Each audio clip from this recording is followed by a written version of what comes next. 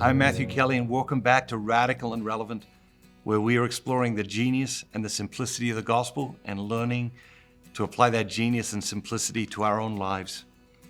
Today's gospel is from Mark chapter 7, verses 24 through 30.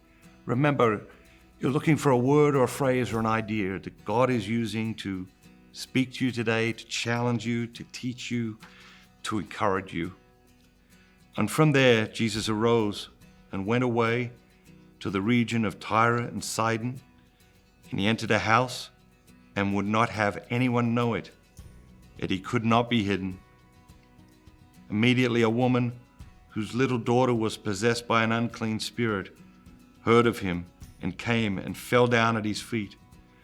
Now the woman was a Greek, a Cyphenian by birth, and she begged him to cast the demon out of her daughter. And he said to her, "Let the children first be fed, for it is not right to take the children's bread and throw it to the dogs." And she answered him, "Yes, Lord, yet even the dogs under the table eat the children's crumbs." And Jesus said to her, "For this saying, you may go your way. The demon has left your daughter." And she went home and found the child lying in bed and the demon gone. Many of these readings we've heard many times in our lives, and it's easy to read through them. It's easy to miss them. It's easy to assume we know them. And the truth is that they're always revealing new levels of meaning. One of the dangers when we get into this is that we stop feeling it.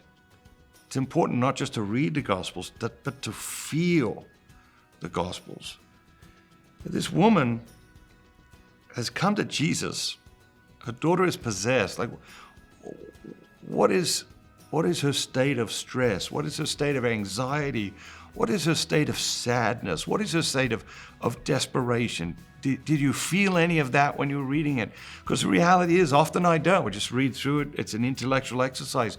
We have to take that journey from the head to the heart and really feel this woman's distress. And when we feel her distress, and she comes to Jesus, and Jesus says, he does compare her daughter to a dog. And we think, whoa, hold on a minute. How do we reconcile that with Jesus, the Savior of the world, the Messiah, come to save all people in all places and all times? And of course, this woman, she has enormous faith, but what else does she have? She has enormous humility. But the phrase that really struck me today is up at the beginning. Jesus comes to this place. It doesn't want anyone to know, but it says, yet he could not be hidden.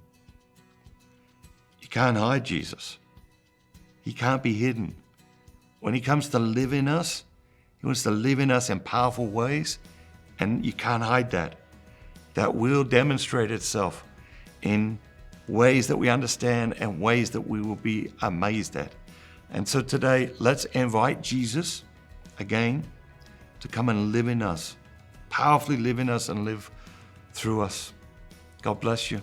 Have a great day. Remember, don't just be yourself. Be the very best version of yourself, all that God created you to be.